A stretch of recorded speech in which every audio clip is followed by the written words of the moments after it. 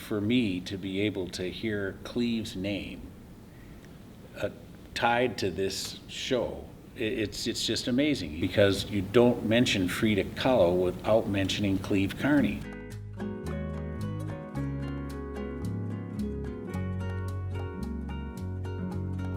When I did the ribbon cutting, I said, what's unique about this exhibition and this space is, if you really think about it, it's really not COD who came up with these ideas.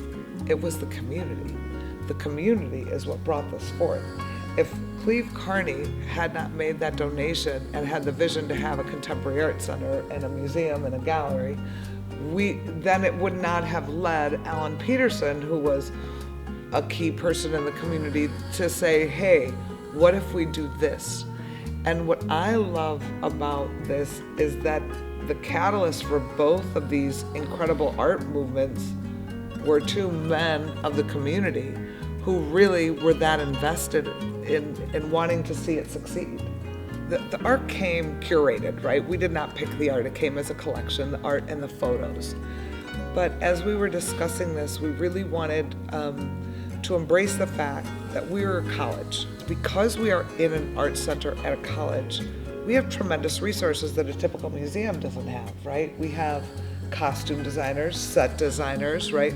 So then our set designers were like, well, we can build those platforms. And our costume designer, I told Kim, wouldn't it be great if we had a replica dress? And she just started, right?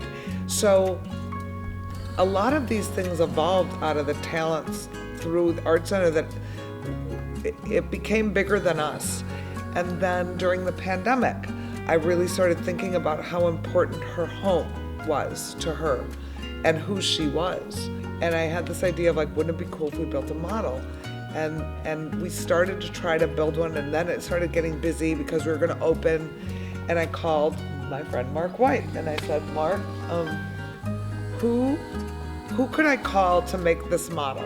I wanna do a replica. And he's like, well, let me see it, and then Mark created a Zoom call with Kevin and these model makers and all these experts, and then before the end of the conversation, Mark's like, okay, we're making the model, and Alex Martinez at your office helped do a lot of the modeling, and it was amazing. Well, the model is great, but it's the decorations and the furniture that brought it to life, and you did that. But at the end of the day, Diana, you're a force of nature. I don't know how to say no to you. I think the tie-in with Wight doing the museum the first time, the second time, the art center, there's definitely a long relationship and a trust, right? Because there's some people that you can go to and just say, how would you do it, or what, and certain people you can't. And what I loved about Mark was that he embraced the creativity around it and got people involved. It became like this group project of how specific can we get, and that's kind of like an analogy of this whole exhibition.